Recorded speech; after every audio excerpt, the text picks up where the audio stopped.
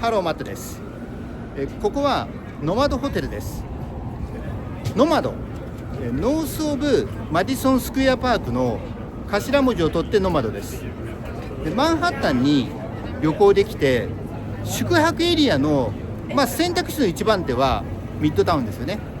でそこがもう何回も泊まったから他がないかなと思った時に、そうですね、双方だとちょっと下すぎる。でアッパーイーストサイドは高すぎる。でそうなると利便性とプライスのバランスでこのノマドがいいと思います。で今日は僕が実際に泊まったことがあるホテルと、それからふざけたスポットと、で最終の目的地点は、仕事にも活かせそうなね、素晴らしいミュージアムがあるんで、そこまで皆さんをご案内したいと思います。では行きましょう。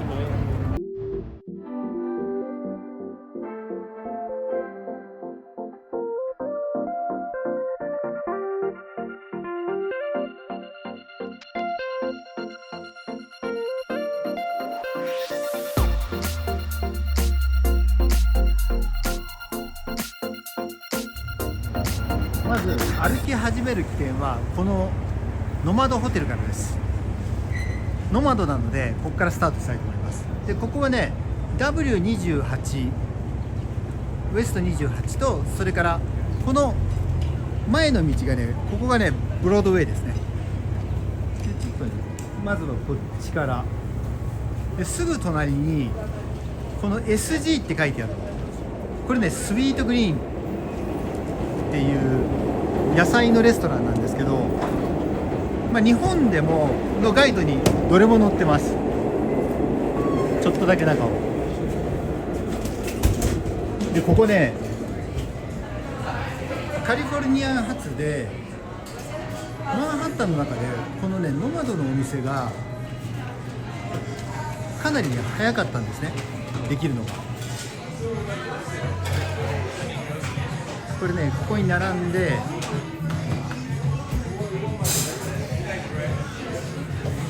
選んで、それでこう作ってもらうっていう、そういうスタイルですね。今ねニューヨークで多分ね40店舗とか50店舗あると思います。でしかも数年前に上場してだからやっぱり拡大する爆発力すごいですよね。そんなお店が隣にあって、僕はねできたばっかりの時に来ましたね。10年ぐらい前だったかな。でこのまま歩き続けて、でせっかくなんでちょっとノマドホテル見てみましょうね。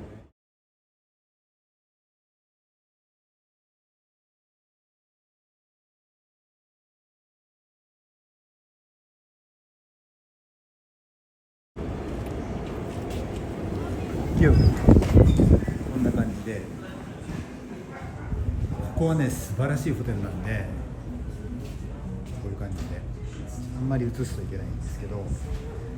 フランス人のねデザイナーの方の作品で、中のね僕レストランの写真とかもあったと思うので、後ほどに入れたいと思います。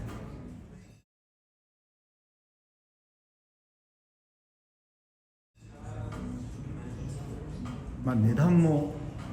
それなりですけどね。なのでここがノマドホテルで、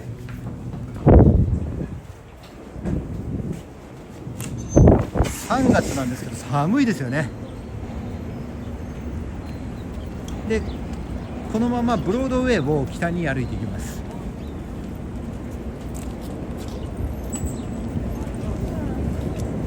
でウエスト28を越えて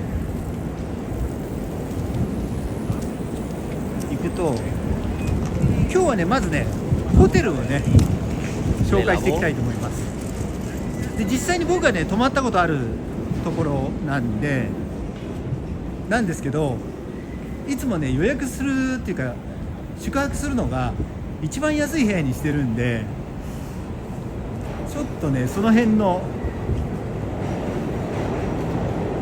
感想はあんまり当てになりませんけど、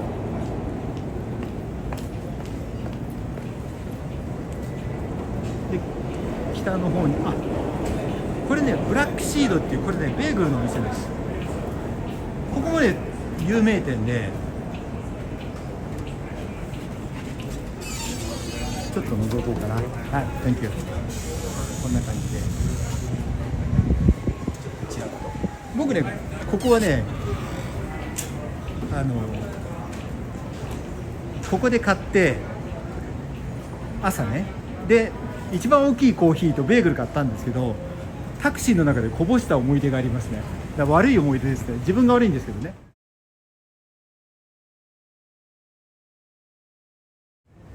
でこれね、ミルクバー、これが入っているホテルがエースホテルです。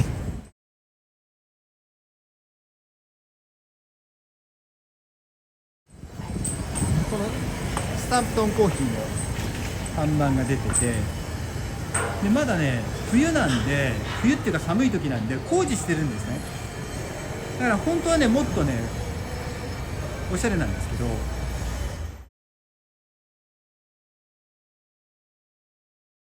でニューヨークのエースホテルは確か2007年かな、できたの。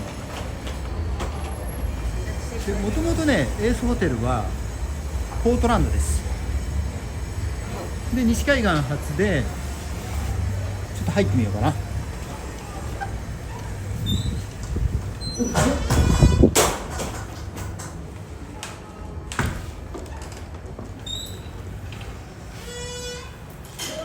っちからねミルクバーにさっきの方にも入れますし、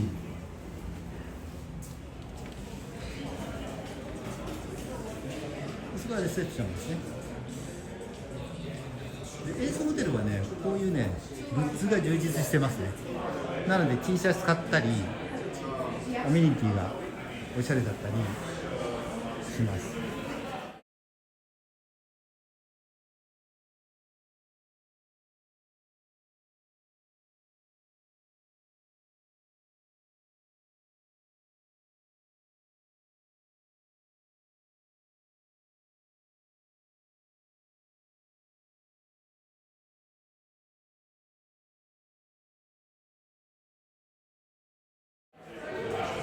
でここでねみんなねお話ししたりコーヒー飲んだりで、このエースホテルを使うような顧客のことをクリエイティブクラスって呼んだそうです、昔。だからもう15年ぐらい前ですけどね。でこれがねスタンプトンコーヒー、このスタンプトンコーヒーもポートランドのコーヒープレイスで、ここはねすごくねおしゃれでおすすめです。こんな感じですね。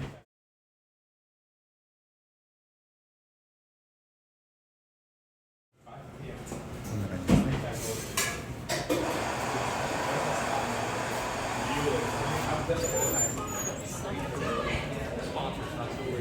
で僕は西海岸だから、ロサンゼルスのねダウンタウンのエースホテルも行ったことあるんですけど、そこがね一番いいですね。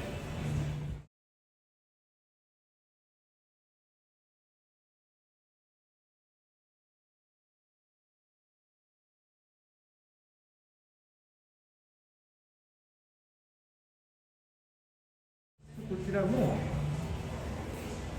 こんな感じでおしゃれに仕上がってますね。でさっきのブラックシードベーグルはここから入ります。でおそらくねこのノマドエリアが注目されるようになったのは、このエースホテルができてからかなと思います。で2007年ぐらいにできて、でその後に2007年だったっけな、いや2010年ぐらいかもしれない。でその後に 1,2 年経ってノマドホテルができて、でこのエリアが活性化していったっていう感じだと思います。でノマドっていう名前は車の名前でもありますよね、鈴木自動車の。でそれはね遊牧民っていう意味だと思ったんですけど、だからこのノマドっていうエリアで仕事したりする人にぴったりの名前ですよね。これねルビーズっていうバーバーで、日本でもね紹介されてる有名なねお店です。でこのままエースホテルを背にして西の方に歩いていく。あ、これねテスラの新型、この装甲車みたいなやつ、これすごいですよねこれね。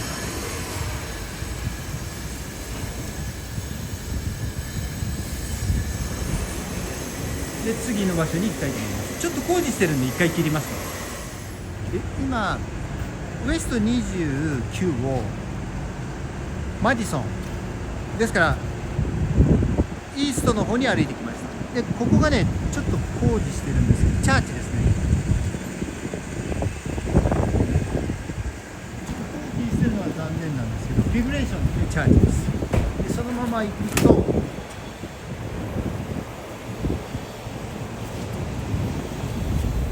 3つ目のホテルですね、今日ご紹介する。でそのホテルっていうのはねこれです。ジェームス、こ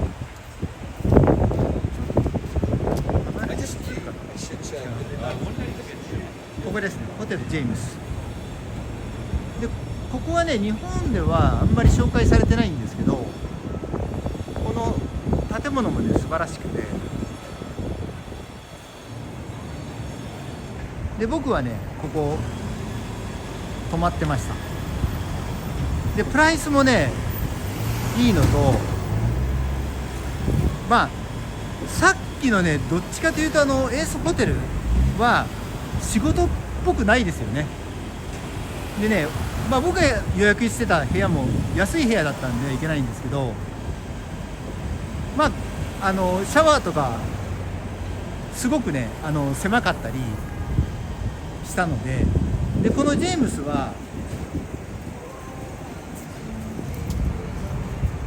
すごくねコストパフォーマンス高いと思います。ちょっと中を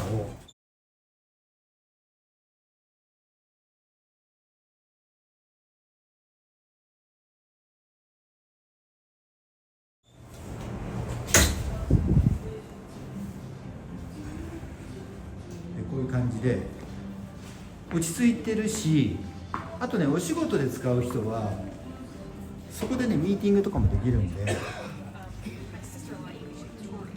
いいと思うんですね。誰かと待ち合わせとかすごくね使い勝手いいと思います。でただね部屋はシンプルなんであんまりね期待しちゃいけませんけど、プライスもいいしお部屋も広いし、でお部屋で、仕事もできる。なので現実的にはここねすごくねいいなと思ってます。で次の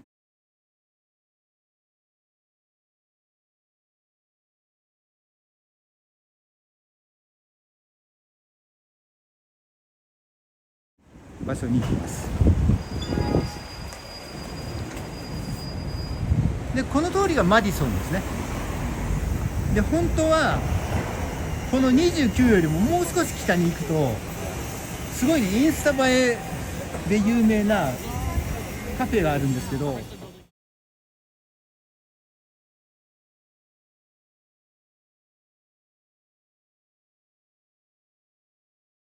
ノマドを越えちゃうんで今日はノマドだけにして南に行きたいと思います。このねノマドのエリアは南北がマディソンスクエアパークから、今の29ぐらいですね。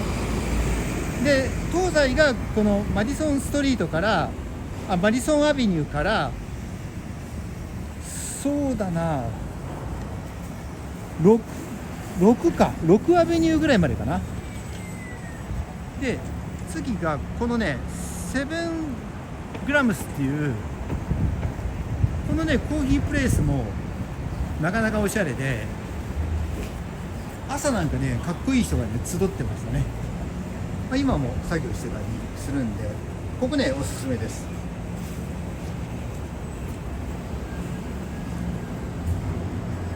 結構の韓国というか中国系の方もいらっしゃいますけど、みんなおしゃれですよね。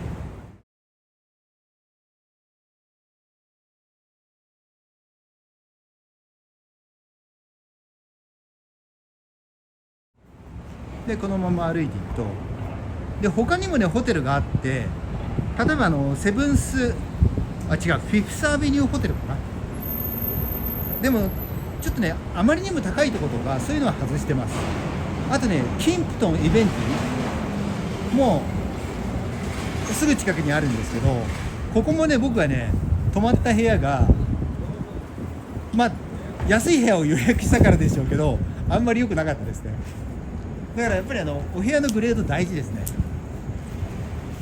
でここ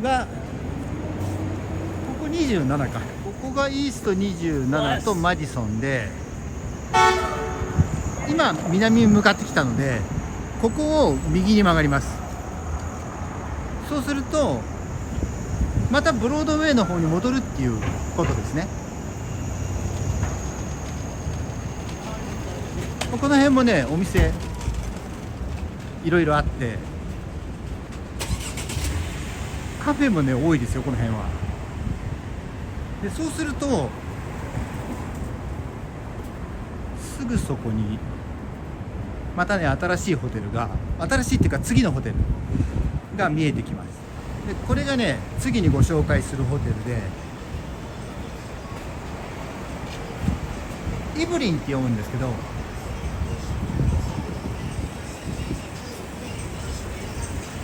ここもねコストパフォーマンス高いですね。でここはねオーナートランプさんですだと思います。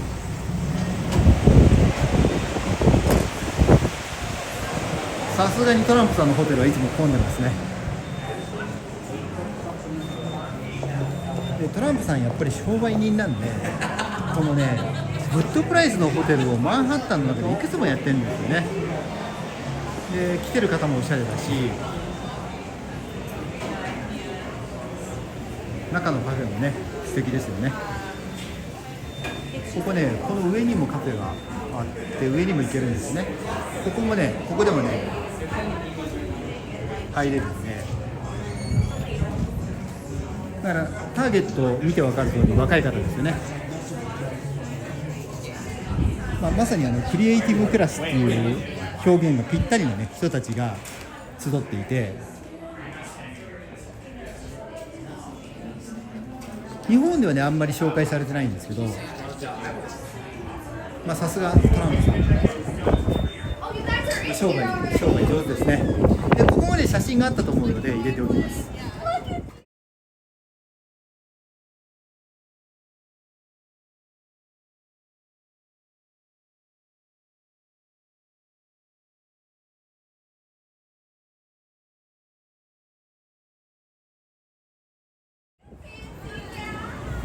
でお部屋はねここもね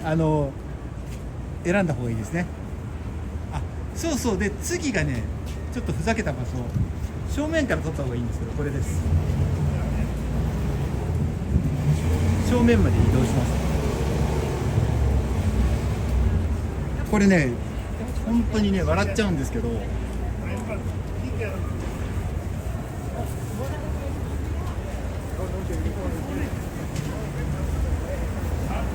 その名の通りセックスミュージアムなんですけど、この本来表立ってとかというか、声を大きくしていけないような内容を明るくミュージアムとしてるのがいいですよね。でここはねYouTube の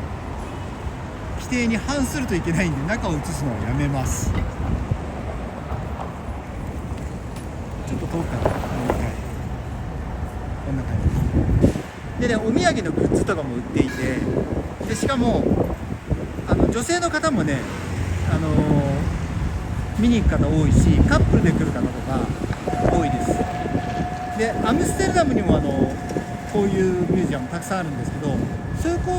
ういうところよりもねずっと清潔感ありますね。こっちの方がいいと思います。で次の場所はこのセックスミュージアムを手にして南に歩いていきます。そしてフィフスアベニューを渡って、でさらに南に行きます。でも日が出てきて暖かくなってきましたね。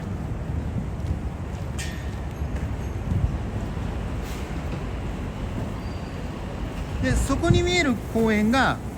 マディソンですね。で今ねちょっと工事してるんですけど、このビル、これがねフラットアイアン、すごい薄いビルなんで、ものすごい有名なんですけど、写真あったらちょっと入れたいと思うんですけどね。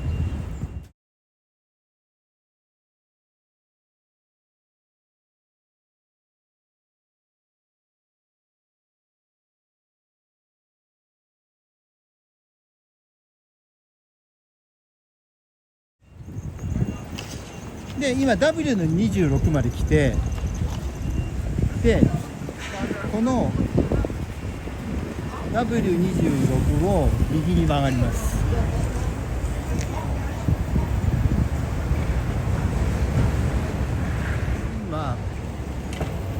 そうするとね、すぐにもうここね、さっきのブロードウェイですね。だからスタート地点は今ぐるっと回ってきたんですけど、あっち側ですね。その辺だったんですね。だからぐーっと一周してきて戻ってきたと。でこのブロードウェイのここです。ここのね本屋さん、これリゾーリって言うんですけど、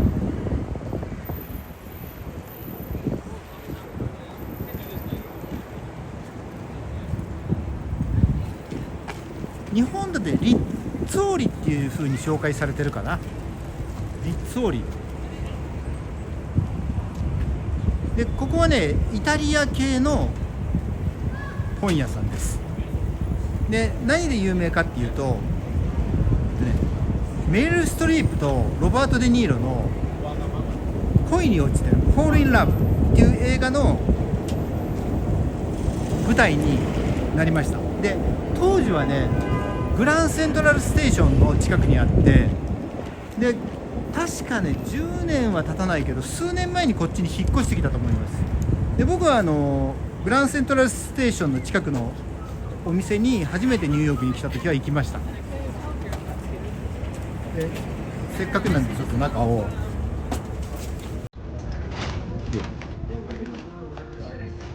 こういう感じで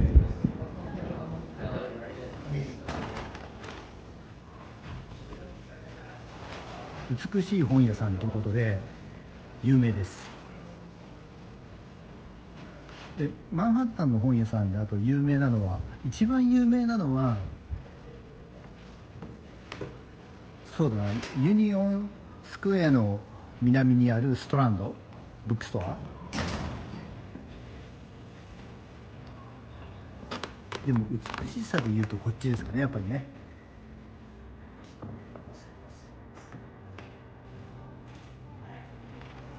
なのでノマドエリアに宿泊すると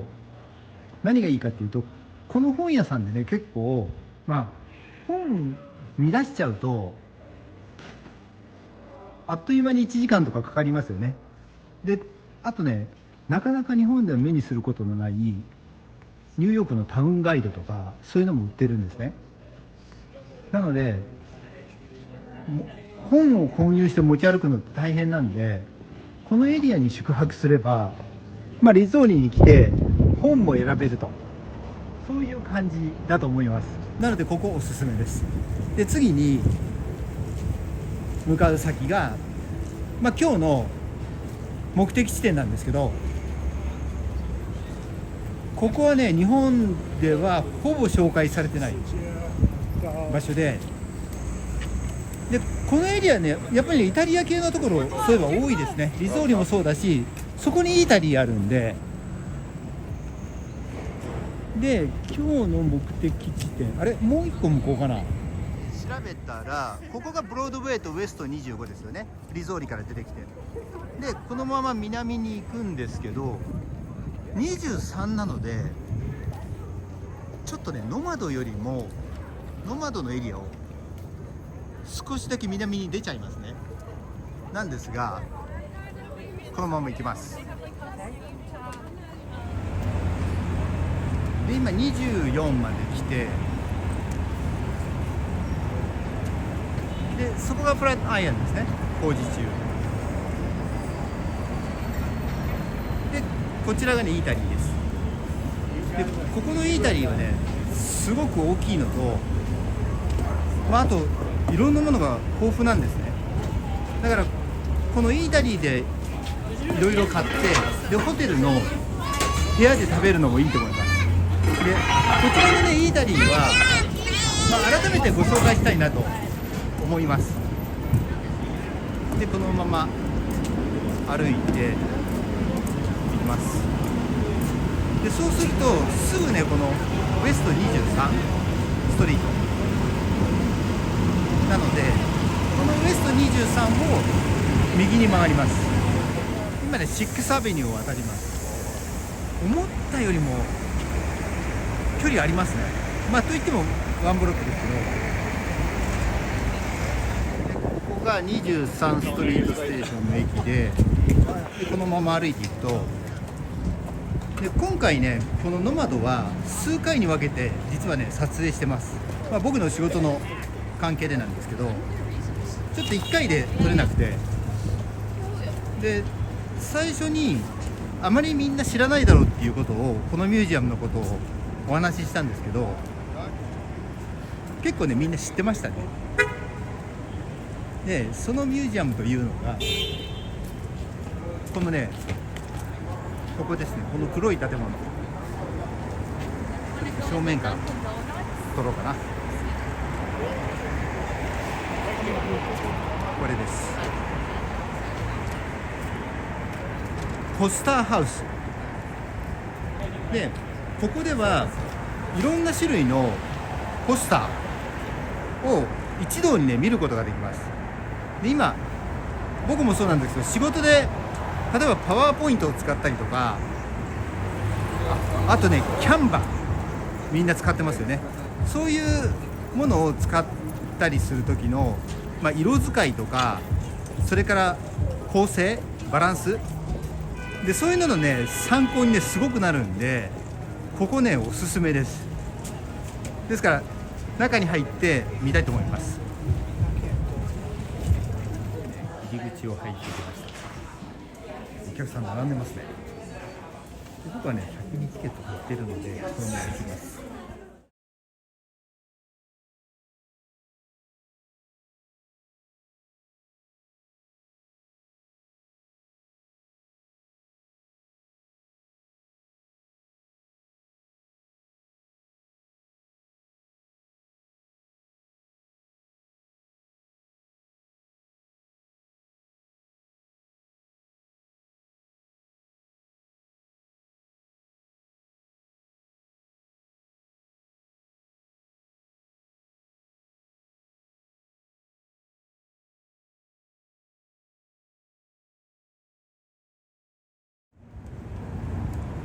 今出てきました。でお客さん結構多いですね、やっぱり。でここは厳密に言うとねエリアではチェルシーです。ですけどノマドエリアから2ブロックでここまで来れます。なのでノマドに宿泊して、ここで資料とか本を買って、でホテルに持っていくっていうのがいいかなと思います。で僕のチャンネルでは詳しいニューヨークのガイドを作りたいと思ってます。でもし面白いと思ってくださったらぜひチャンネル登録もよろしくお願いします。では失礼します。